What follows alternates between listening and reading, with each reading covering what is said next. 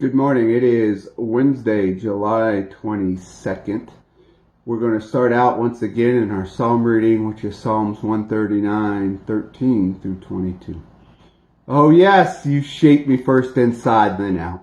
You formed me in my mother's womb. I thank you, high God, you're breathtaking. Body and soul, I am marvelously made. I worship in adoration. What a creation. You know me inside and out.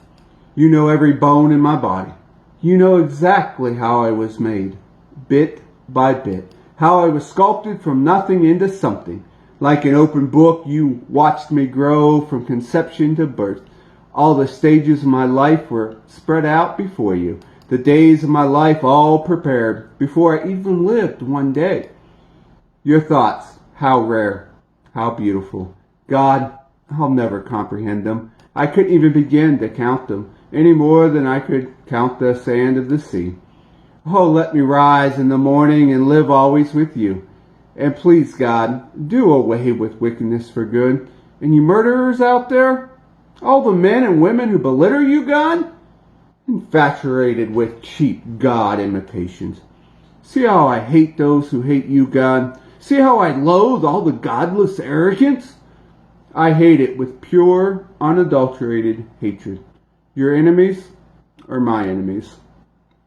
Our Old Testament reading today comes from the book of Genesis 35, 16 through 29. They left Bethel. They were still quite a ways from Ephrath when Rachel went into labor. Hard labor. When her labor pains were at the worst, the midwife said to her, "Don't be afraid. You have another boy." With her last breath, she was now dying. She named him Benoni, son of my pain. But his father named him Benjamin, son of the good fortune.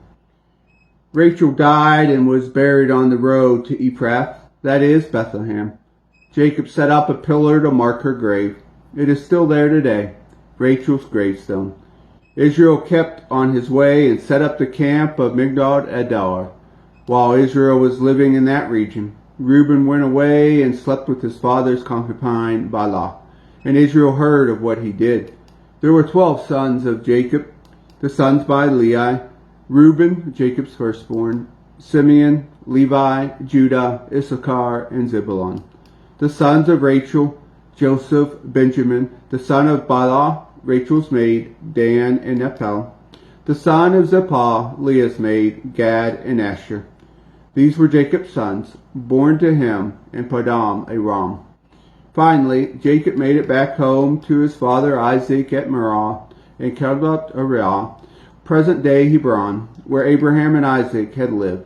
Isaac was now 180 years old. Isaac breathed his last and died, an old man full of years. He was buried with his family by his sons, Esau and Jacob. Our New Testament reading comes from the Gospel of Matthew, chapter 12, verses 15 through 21. Jesus, knowing they were out to get him, moved on. A lot of people followed him, and he healed them all.